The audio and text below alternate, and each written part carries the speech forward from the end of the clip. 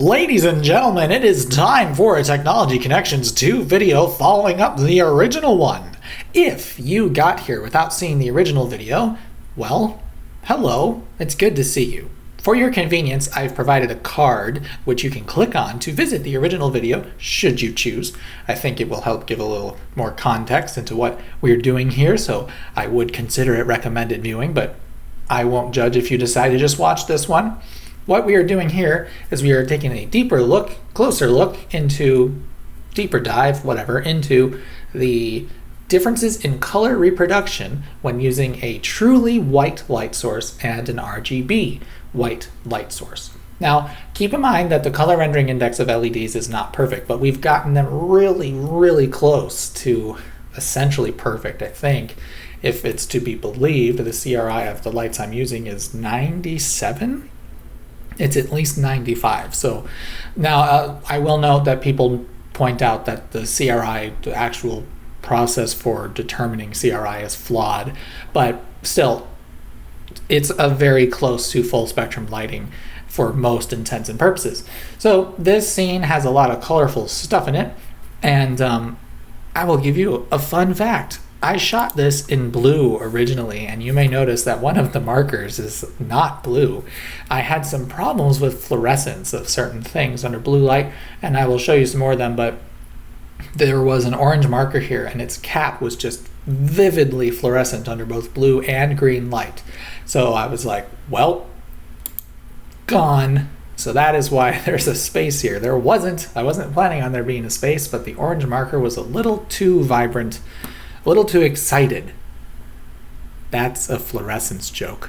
All right, so other thing I wanted to show you, the exposure. This is the actual exposure between normal white and RGB white. The light is much brighter under RGB white, so I had to tame it down. And this is the normal white and RGB white. Oops, I just got a text message.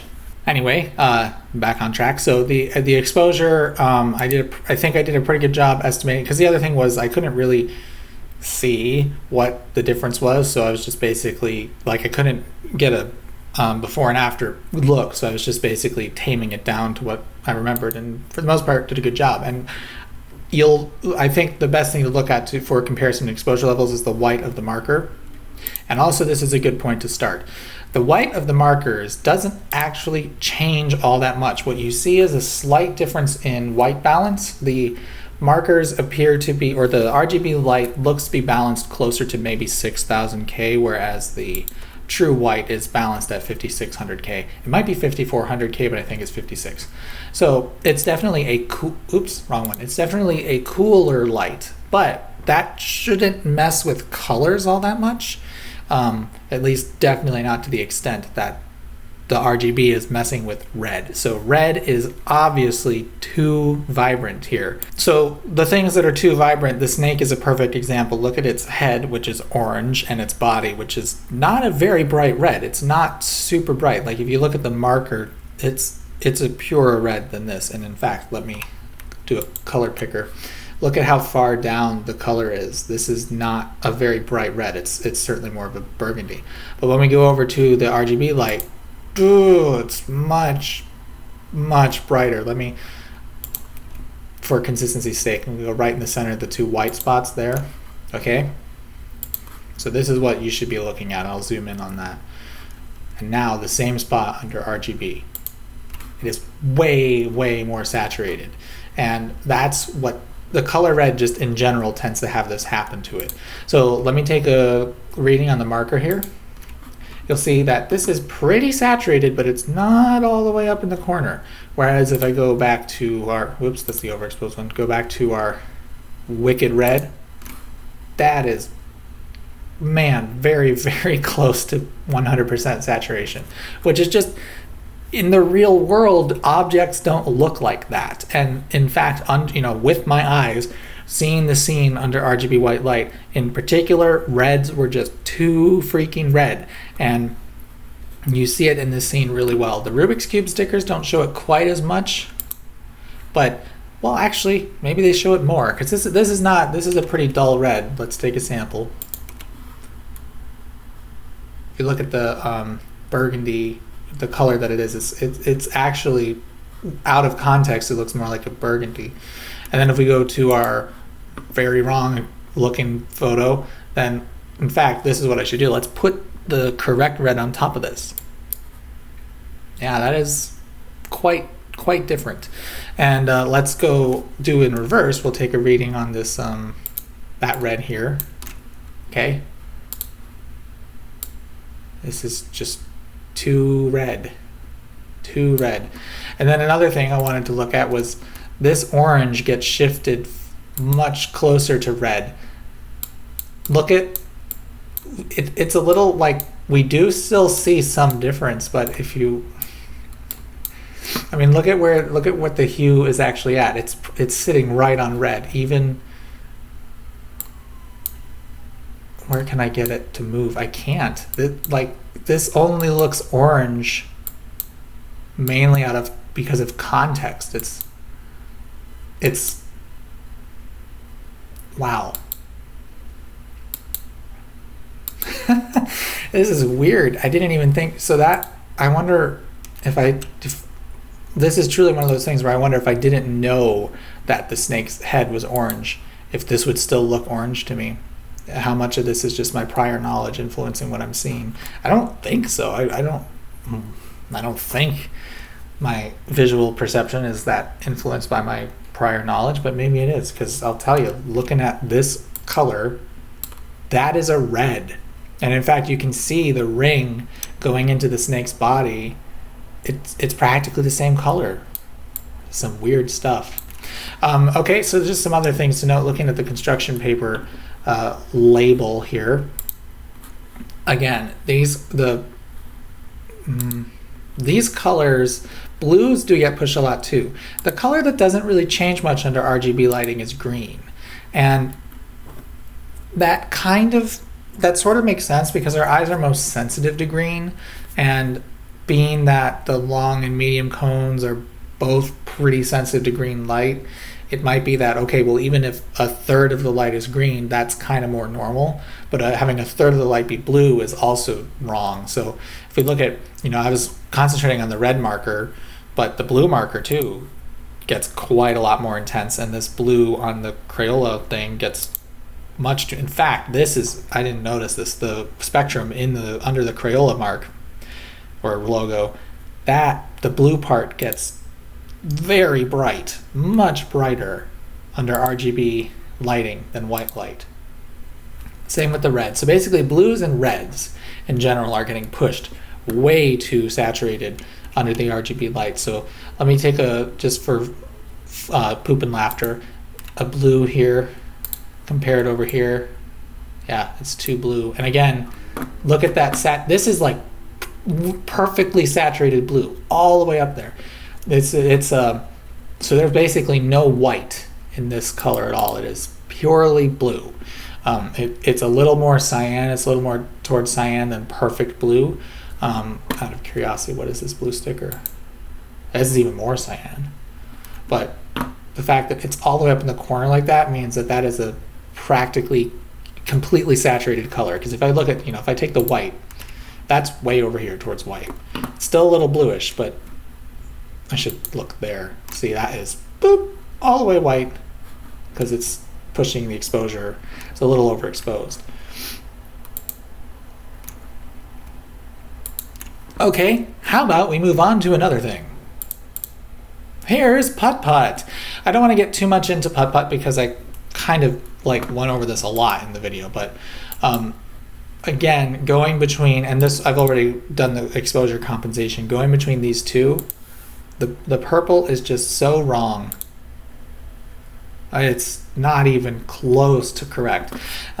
So this purple is, it is a purple, to be fair. This is, I'm going to write on his cheek, if you call it a fender, whatever you want to call that. So that's this purple. It's kind of like a lavender here. You can see it's like a, you know what I should do? Oh man, I should have thought of this. Hang on. I'm just gonna make a blank canvas also that we can put. So that is the color that we were seeing. Oh boy, now we gotta go back to it. Okay. So this is that purple, okay? Now, this is correct putt-putt color. And you can see it's actually more towards magenta. This is interesting to me. As far as the hue, it's closer to pure magenta. It's just not 100% saturated, so it's got a lot of gray mixed into it too. So it's a darker magenta. So if we go back to here, this is the color putt-putt is supposed to be. And you know, depending on, to me, these are very, very different colors. If your color perception is different from mine, you might think they're closer to the same, but not at all correct. But the other thing to keep in mind is that white balance is, whoa, what am I doing? Where did putt-putt go? Okay, he's all over there. Oh, okay. White balance is affecting this too, because we see that this white is a cooler white. Interesting. It's considering this white to be okay, there's a better reading of it. This is awfully purpley white, depending on where we're clicking. And then the real putt-putt white is much closer to actually white. Was it? I wasn't paying attention. Hang on. No, that's pretty close to white. That's not though. That's pushed over.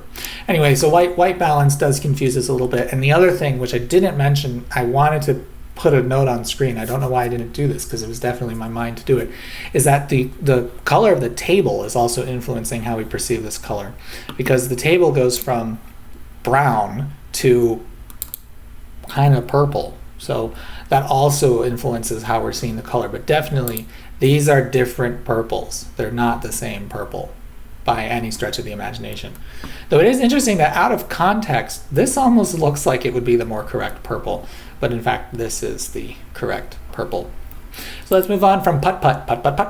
And by the way, if you don't know what putt-putt is, if you think I've just named this random plush toy, I didn't. This is a series of kids' games. I don't even know why I have this plush toy.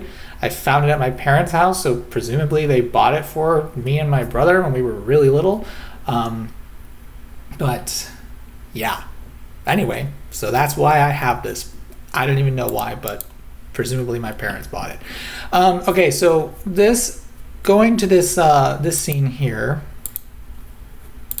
again, I showed just how this is what the exposure was before I corrected it. The thing that I want you to focus on here, and the reason why I included it, was yellows. So the Game Boy is very much pushed towards an orange under the RGB light. So the dandelion color of the Game Boy Color is certainly not a pure yellow. So it's not like it's not like it's fair to expect it to. Where was I going with that? It's not a pure yellow, so it is shifted towards red a little bit. But under RGB, it's shifted much more to red. So let's do our same color experiment here. Yeah, definitely. Look at that. This is past orange almost. If you're looking at just the hue, it's changed a little bit by the fact that we're outside of the 100% saturation area. But this looks, this is very different from what I was expecting. So let's go back to here and see. It's still a little orange. Like I said, this isn't a pure yellow. But this is wild, and this is a thing that, like, honestly had not really clicked with me, is that I knew that we don't, because you might think, why are we so focused on having phosphor coated LEDs? Why don't we just use RGB LEDs? If we see the world in RGB, couldn't RGB LEDs just replace everything we use? And it's like, no, not at all. Colors don't look right if you don't have the whole spectrum. Just they can't look right. So let me compare. Let's do the same out of context comparison. So this is the actual game. And again, it's interesting because out of context, this looks much more orange than you might think it actually is. But when we actually grab a sample and put it next to here, that is, whoa. Again, this is surprising me just doing this. doing this. This is such a different, wow. And then just to make sure you know, like if I put a dot there, that you can't see the dot. That is in fact the color that this is. Until I get down there, you don't notice that I'm even painting anything.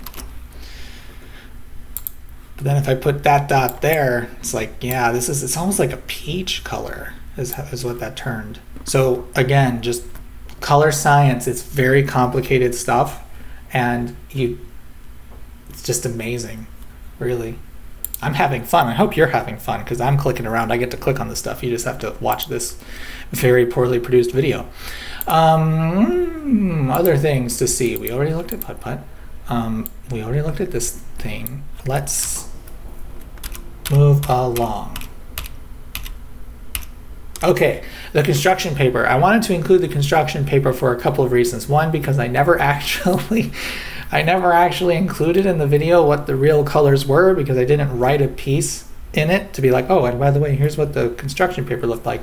So what looked to be this with in all red was in fact this. So there was a lot of pink, and these, for whatever reason, 2 red sheets ended up on top. But there was in fact black. So if you look at the red and you see this, that is actually black. But this color here looks very close to black when in fact it's blue.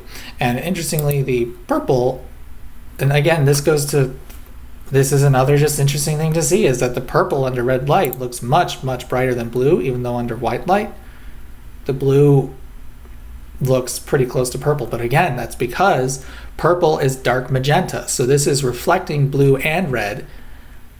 It's just absorbing green, essentially, whereas this is absorbing green and red. So if you shine it with red, it's going to reflect almost nothing. But the purple will still reflect basically the same amount of light that it was reflecting with white light. So under red light, this gets much, much darker, but this doesn't really get darker at all. But the other thing I wanted to show was, even with green light, I was having fluorescence issues with this paper. I didn't want, the beginning of the video was very red heavy, and I didn't want that, because it was like, I keep showing this under red light. And monochromatic red light, to me, doesn't look as odd as blue and green. But even with green light, the orange paper was fluorescing a bit, and you could see that, like, well, this is a different color. This is not just a different shade of green. And you can see, looking at the cover, because this is a glossy print. It's not actually the construction paper. This is all incomprehensible. It's all just different shades of green. But here you actually see looks kind of red. This looks kind of orange. And in fact, this looks to be, well, I might just be seeing it because of the orange underneath it. But under blue, the fluorescence was even more intense. This is also, and again, if you look at the cover sheet, you can see that, like, you can't tell colors apart, but the actual paper, the bleaching agents that they use do fluoresce, although I'm not sure what exactly it is, because it's construction paper, so it's not going to be a bleaching agent.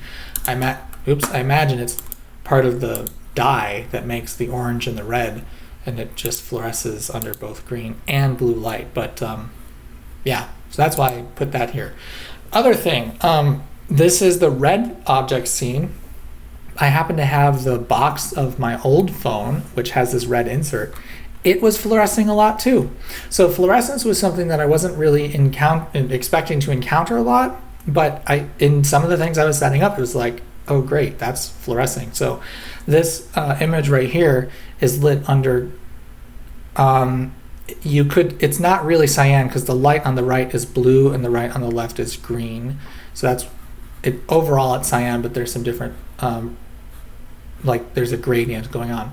But this box, it's not, you shouldn't be able to tell it's red. Although interestingly, and you may have caught this in the video, the Etch-a-Sketch, I don't know if it's fluorescing just a little bit or what, but you can kind of see that that's red. In fact, let's poke at that color. Yeah, it's like a very, very, very dark magenta, but you'll notice it's on to the right, so it is more like, so correct me if I'm wrong, but the way to interpret the color space here is that the top right is 100% hue, 100% saturation. This is 100% hue, but more black, and then this is more white, and then this is actually true black. So this, as you're over here, this is like gray, but going to the right, it's getting more saturated in color. And as you're going up, you're getting more towards white. So I'm pretty sure I'm interpreting that correctly, but the way that, so this would indicate that it is actually fairly magenta, and it is, you know, close to black, which obviously it is, but it is actually a bit red. This color is definitely red. Yeah, so this was just a thing I wanted to point out. And also, I wanted to go through these pictures actually showing the RG and B, because I didn't really do that in the video all that much. So here, these three images, you've got, and remember the subject of this was to have red objects. So here, the blue, you know, obviously things that are white look blue, and then things that are red look black or gray. Going over to red, then the thing is, and I didn't show this, under pure red light, now things look very odd, because a lot of the things that used to be distinct from white are no longer. So you look at the measuring cup, you can't really see the markings on it anymore. The paint can, or the spray paint can lid, looks almost the same as the white. And then this was a little red cap from a clearance marker light from a trailer. Don't ask why I have that, but it's not really noticeable in this scene. But one of the things, like on camera, it didn't pick this up, but one of the very strange effects of this object in person was that under red light it appears to become transparent, whereas under blue light it looks black, and under green light it also looks black, because it doesn't let blue and green light pass, it only lets red light pass. So you can kind of see that it becomes transparent looking, but it's not quite obvious here. But so the other thing is, you know, just looking in the scene, all the red objects look just way too bright. If you look at the RCA cable, well, red and white now, you can't really tell them apart. Believe the one in front is red. Yeah, definitely, because now it's black. Oh, whoops. The other thing just to watch is the Rubik's Cube, because you'll see how different sections become bright and dark. Interestingly, green, and I guess this makes sense, green, the more of it looks light, than, because the only color that doesn't reflect any light with green is red. All the other stickers, orange is going to reflect some green, yellow is going to reflect a lot of green, white of course is all green, and blue in fact will reflect most of the green back. And then interestingly, I don't know if you can tell, but this blue, maybe this is fluorescing a bit too, or else it's possible that I don't have it set to pure green in this image and I'm just not sure of that. I'm not aware of that. But the blue looks a little distinct from these other colors. Let's do some hue spotting. Yeah, this is a cyan. Or that's more of a green. This is also more of a cyan though, so maybe this isn't pure green. I thought it was. Apologies if it's not, but definitely just going through and seeing like the white is definitely bright. Blue is pretty bright too, but it's still absorbing some of it because it's a very dark blue. And then you go to red and it's like, well, blue and green now just become practically indistinguishable. And then green, now all these colors light up. So I found that to be interesting as well. Oh, whoops. This might be the end of the things that I wanted to show you. We covered that, we covered that, we covered that. Got putt-putt, we got our Game Boy in particular, our weird color splooches, the construction paper. All right, so I hope you enjoyed this extra look into the weirdness of color and how weird it is. It's pretty weird, man. And again, if you didn't see the original video, you might want to check it out. I'll put a link in the description. And thanks for watching. Also, if anybody wants me to do more of this, the only reason why I'm not looking at anything other than what was in the video is because I am not at the studio and I left the lights there. So even if I brought a light here at home, I don't have one to add other things. So if you want to look at more stuff, if you think you might want me to revisit this later, let me know. But for now, thanks for watching.